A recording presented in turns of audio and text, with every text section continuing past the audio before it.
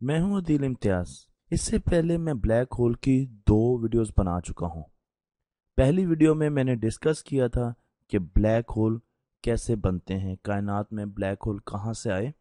दूसरी वीडियो में मैंने ये बताया कि ज़मीन पर ब्लैक होल कैसे बनाए जा रहे हैं, हम लैब्स में ब्लैक होल कैसे बना रहे हैं। इस सिलसिले में ये तीसरी वीडियो है जिसमें हम हॉकिंग रेडिएशन और सिकुड़ते या श्रिंकिंग ब्लैक होल्स को डिस्कस करेंगे। तो चलें चलते हैं एक ब्लैक होल की तरफ। हम ये जानते हैं कि ब्लैक होल बहुत बड़े बड़े सुराख हैं कायनात में जो हर चीज़ को अपनी तरफ खींच लेते हैं। पर आपको ये जानकर हैरानी होगी कि ब्लैक होल आहिस्ता आहिस्ता सिकुड़ रहे हैं। ब्लैक होल का मैस कम से कम होता जा रहा है, बिल्कुल ऐसे ही जैसे केतली में रखा हुआ ये पानी एवेपोरेट हो रहा है, आबी बुखारात बन रहा है, तो इसका मैस कम होता जा रहा है। ब्लैक होल का मैस भी कम होता जा रहा है और उसकी वजह यह है कि ब्लैक होल रेडिएट कर रहा है एनर्जी। एनर्जी ब्लैक होल से बाहर निकल रही है और उसकी वजह से ब्लैक होल अपना मैस लूज कर रहा है और वो छोटे से छोटा होता जा रहा है। हम ब्लैक होल के बारे में जानते हैं कि ब्लैक होल टाइम और स्पेस में एक कर्व डालता है जिसे हम एर्गोस्फेयर कहते हैं। ब्लैक होल की शुरुआत इवेंट होराइजन से होती है। जब कोई चीज़ इवेंट होराइजन से आगे चली जाती है तो वो वापस नहीं आ सकती, चाहे वो लाइट ही क्यों ना हो। और उसके बाद उस चीज़ का जो भी ब्लैक होल के अंदर दाखिल हुई खात्मा सिंगुलैरिटी पे होगा, जहाँ पर बहुत ज़्यादा ग्रेविटी है और बहुत ज़्यादा मैस एक छोटे से नुक्ते पर जमा हो चुका है। हम ये जानते हैं कि ब्लैक होल को क्लासिकल फिजिक्स में बहुत ज़्यादा अहमियत हासिल है। क्लासिकल फिजिक्स का मतलब बड़ी चीज़ों की फिजिक्स।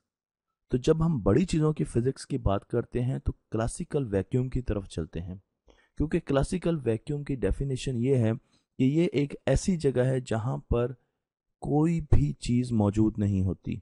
इवन कोई पार्टिकल मौजूद नहीं होता, कोई एटम मौजूद नहीं होता, कोई चीज़ मौजूद नहीं होती। इसे हम क्लासिकल वैक्यूम कहते हैं।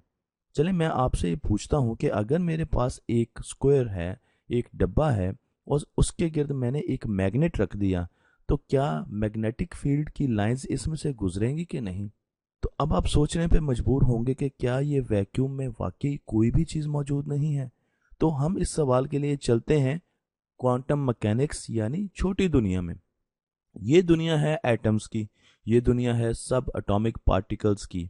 और इस दुनिया में हम एक्सप्लोर करते हैं कि वैक्यूम क्या होता है। क्वांटम मैकेनिक्स हमें बताती है कि क्वांटम फ्लक्चुएशंस हर जगह पर मौजूद होती हैं। आपको यहाँ पर मुख्तलिफ किस्म की वाइब्रेशंस नज़र आ रही होंगी, फ्लक्चुएशंस नज़र आ रही होंगी। ये हर जगह मौजूद हैं, इवन स्पेस में भी मौजूद हैं। स्टीफन हॉकिंग्स ने क्या किया, उन्होंने क्वांटम मैकेनिक्स और क्लासिकल मैकेनिक्स को इकट्ठा कर दिया और उन्होंने हमें थ्योरी ऑफ एवरीथिंग दी, जिस पर एक बहुत मशहूर मूवी भी है और आप वो देख सकते हैं। उनका कहना ये है कि क्वांटम फ्लक्चुएशंस तो हर जगह मौजूद होती हैं और इनकी वजह से हर जगह पर एक पेयर मैटर का इस तरीके से प्रोड्यूस होता है। कुछ पार्टिकल्स, 2 पार्टिकल्स ऐसे प्रोड्यूस होते हैं जिनमें एक पार्टिकल हमेशा पॉजिटिव मैटर होता है जिसको मैं ग्रीन से जाहिर कर रहा हूँ, और एक पार्टिकल नेगेटिव मैटर होगा जिसको मैं ऑरेंज कलर से जाहिर कर रहा हूँ। तो अब ये दोनों जो पार्टिकल है ये नमूदार होते हैं, इनको हम वर्चुअल पार्टिकल्स कहते हैं। और कुछ अरसे बाद ये दोनों पार्टिकल एक दूसरे से टकराते हैं और ये एनर्जी रेडिएट करते हैं और एनाइलेट कर जाते हैं।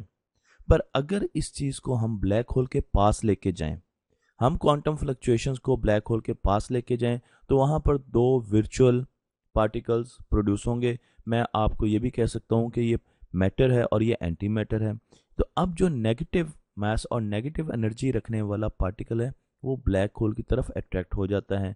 ब्लैक होल उसको अपनी तरफ खींचता है, वो इवेंट होराइजन से आगे चला जाता है, जबकि दूसरा पॉजिटिव एनर्जी और पॉजिटिव मास वाला पार्टिकल ब्लैक होल से स्केप कर जाता है और वो जाकर, तो जब हमारे पास ऑरेंज पार्टिकल ब्लैक होल के अंदर दाखिल होता है, क्योंकि ये नेगेटिव मास रखने वाला एक पार्टिकल है, तो इसकी वजह से ब्लैक होल एनर्जी रेडिएट करना शुरू कर देता है और वो छोटा होना शुरू हो जाता है, जबकि पॉजिटिव पार्टिकल जाता है और वो मैटर को क्रिएट करता है। तो अब ब्लैक होल में जितने भी ये पार्टिकल्स दाखिल होंगे, जिनको हम नेगेटिव मैस वर्चुअल पार्टिकल कहते हैं, क्योंकि ये बहुत ज़्यादा बड़ा फिनोमिना हो रहा होता है, उतनी तेज़ी से ब्लैक होल अपनी एनर्जी रेडिएट करता रहेगा और वो सिकुड़ता रहेगा। जब ब्लैक होल अपनी एनर्जी रेडिएट करेगा तो आहिस्ता आहिस्ता उसकी रेडिएशन में शिद्दत आती जाएगी और वो बहुत तेज़ी से और बहुत हाई फ्रीक्वेंसी रेडिएशन जनरेट करेगा और फिर छोटा होता होता एक वक्त ऐसा आएगा कि वो एक धमाके के साथ हमारी कायनात से गायब हो जाएगा। तो ब्लैक होल आज से बहुत अरसे बाद हमारी कायनात से गायब हो जाएंगे, पर यह प्रोसेस बहुत स्लो है। मसलन जब हमारी कायनात का आखिरी स्टार ख़त्म होगा तो उसके खरबों साल बाद ब्लैक होल गायब होना शुरू होंगे, क्योंकि उससे पहले तो स्टार्स मौजूद हैं और ब्लैक होल उनको खाते रहेंगे। तो ये प्रोसेस बहुत स्लो है। स्टीफन हॉकिंग ने हमें बताया कि ब्लैक होल इंफॉर्मेशन को ख़त्म कर देता है। हमारी अंडरस्टैंडिंग ब्लैक होल के बारे में पहले ऐसी थी कि ब्लैक होल एक ऐसी चीज़ है जो इंफॉर्मेशन को ख़त्म कर देता है, पर इंफॉर्मेशन होती क्या है? इंफॉर्मेशन पार्टिकल के अरेंजमेंट की एक प्रॉपर्टी है। मसलन अगर ये आपका डीएनए है तो इसका एक अरेंजमेंट है, इसका एक सीक्वेंस है। अगर मैं इसको चेंज कर दूं तो हो सकता है ये मेरा डीएनए बन जाए। तो इसका मतलब ये है कि इसमें इंफॉर्मेशन है, आपकी इंफॉर्मेशन है और मेरी इंफॉर्मेशन है, और वो इंफॉर्मेशन किससे ताल्लुक़ रखती है? वो इसकी अरेंजमेंट से ताल्लुक़ रखती है। हम एक और एग्जांपल लेते हैं कार्बन के एलोटोप की।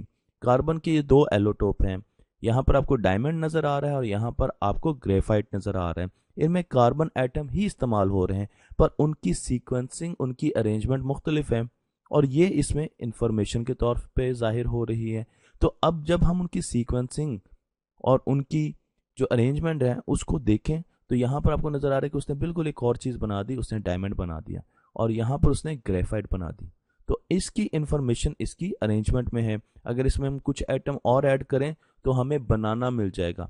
कार्बन के और एटम ऐड करें तो हमें बनाना मिल जाएगा, और अगर उसमें और एटम ऐड करें और उसकी अपनी एक सीक्वेंसिंग हो तो हमें स्क्विरल मिल जाएगी। इसका मतलब यह है कि कार्बन से हम स्क्विरल भी बना सकते हैं, हम डायमंड भी बना सकते हैं, हम बनाना भी बना सकते हैं, हम ग्रेफाइट भी बना सकते हैं, पर उनकी अरेंजमेंट, उनकी सीक्वेंसिंग, उनकी इंफॉर्मेशन डिफरेंट होगी। और अगर इनमें से मैं इनकी इंफॉर्मेशन निकाल लूँ, मैं इनकी सीक्वेंसिंग ख़त्म कर दूँ, तो फिर हो सकता है ये सारी की सारी एक ही चीज़ बन जाए और अब मेरे पास इंफॉर्मेशन ख़त्म हो चुकी है। मेरे पास गुलहरी की, स्क्विरल की इंफॉर्मेशन नहीं रही, मेरे पास बनाना की इंफॉर्मेशन नहीं रही, मेरे पास डायमंड की इंफॉर्मेशन नहीं रही। इंफॉर्मेशन ख़त्म नहीं की जा सकती, ये हमें क्वांटम फिजिक्स बताती है। अगर हम इस गिलास को या इस बल्ब को तोड़ें तो इसके छोटे छोटे ज़र्रे हो जाएंगे, पर उन ज़र्रों को एक ख़ास ओरिएंटेशन में अगर दोबारा जोड़ा जाए तो ये बल्ब दोबारा बन सकता है। ऐसा मुश्किल बहुत है पर नामुमकिन नहीं है, ये क्वांटम मैकेनिक्स कहती हैं और हमारे क्लासिकल फिजिक्स के लॉज भी यही कहते हैं कि हम चीज़ों को दोबारा रीजनरेट कर सकते हैं। पर ब्लैक होल तो इसकी नफ़ी करते हैं।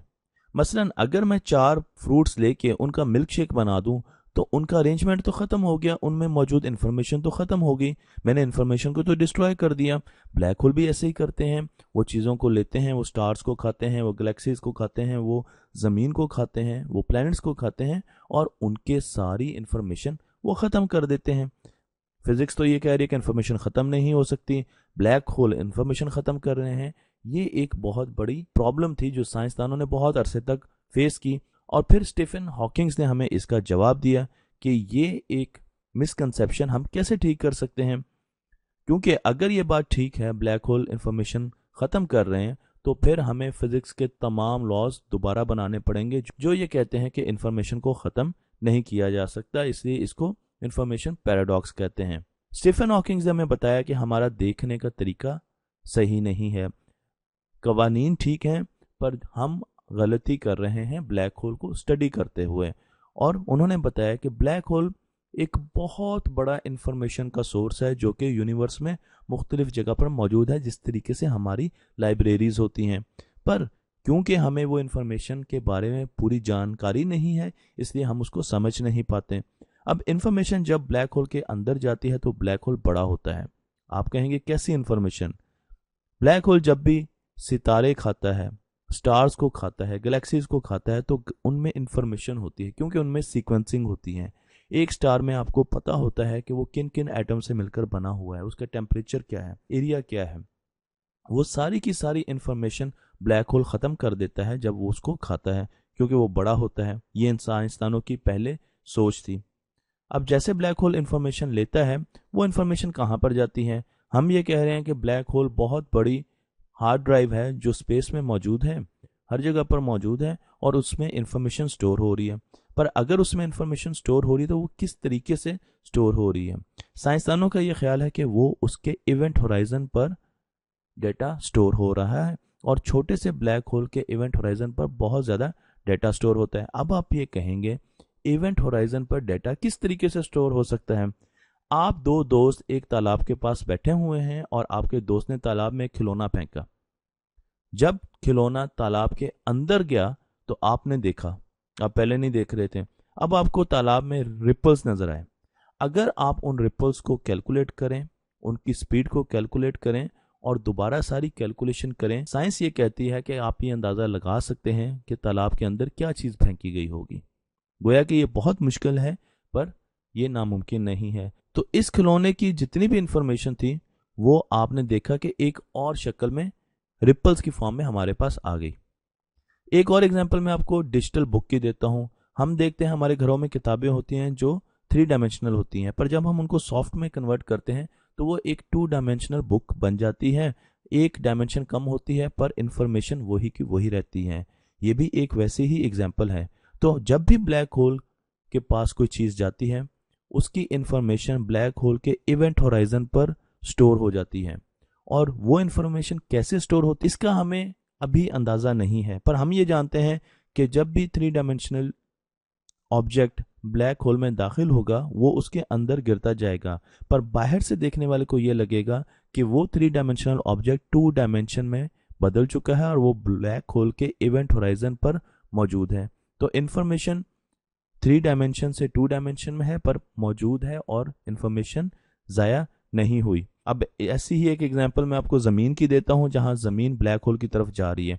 ज़मीन 3 डायमेंशनल स्ट्रक्चर है, पर जब वो ब्लैक होल के पास जाएगी, इवेंट होराइजन को क्रॉस करेगी, तो ज़मीन तो उसके अंदर गिर रही होगी, पर हमें बाहर से ऐसे लगेगा कि ज़मीन एक 2 डायमेंशनल स्ट्रक्चर बन चुकी है, यानी होलोग्राम बन चुका है। ये तस्वीर देख के तो मुझे लगता है कि ये एक होलोग्राम है, और इसका मतलब यह है कि अगर हम बाहर से देख रहे हैं ब्लैक होल के तो हमें लगेगा कि हम एक होलोग्राम को देख रहे हैं। अब हम ब्लैक होल से बाहर निकलते हैं और अपने यूनिवर्स की तरफ जाते हैं, जो कि एक बहुत बड़ा बबल है, जिस तरीके से ब्लैक होल एक बबल है। यूनिवर्स के बाहर से अगर हम देखें तो क्या ऐसा तो नहीं कि यूनिवर्स के अंदर जो चीज़ें 3 डायमेंशन में मौजूद हैं वो यूनिवर्स के बाहर से देखने वाले को 2 डायमेंशन में नज़र आ रही हैं, क्योंकि उनकी इंफॉर्मेशन यूनिवर्स की सतह पर, यूनिवर्स के किनारों पर मौजूद है। तो क्या हमारी पूरी यूनिवर्स एक होलोग्राम है? ब्लैक होल हमें इसके बारे में बहुत ज़्यादा इंफॉर्मेशन दे रहा है, और बाहर से देखने वाले इंसान को यूनिवर्स में मौजूद तमाम लोग एक स्क्रीन पर कार्टून मूवीज की तरह लगते हैं जो कि मुसलसल चल रही है। इसने एक बहुत बड़ा सवाल पैदा किया, और वो ये कि रियलिटी है क्या? हमारी रियलिटी है क्या? क्या हम एक होलोग्राम हैं? अगर आपको ये वीडियो पसंद आई है तो आप मेरा चैनल ज़रूर लाइक कीजिएगा और इसको लोगों तक पहुंचाएं, शेयर करें। आज का सवाल ये है कि ब्लैक होल जो रेडिएशंस रेडिएट कर रहा है, क्या ये वही इंफॉर्मेशन है जो उसके इवेंट होराइजन पर मौजूद है? क्या इंफॉर्मेशन डिस्ट्रॉय नहीं हो रही, बल्कि ब्लैक होल रेडिएशन के जरिए उसको आहिस्ता आहिस्ता हमारे यूनिवर्स में वापस फेंक रहा है? आपका इसके बारे में क्या ख्याल है? अपने कमेंट्स ज़रूर नीचे लिखिएगा।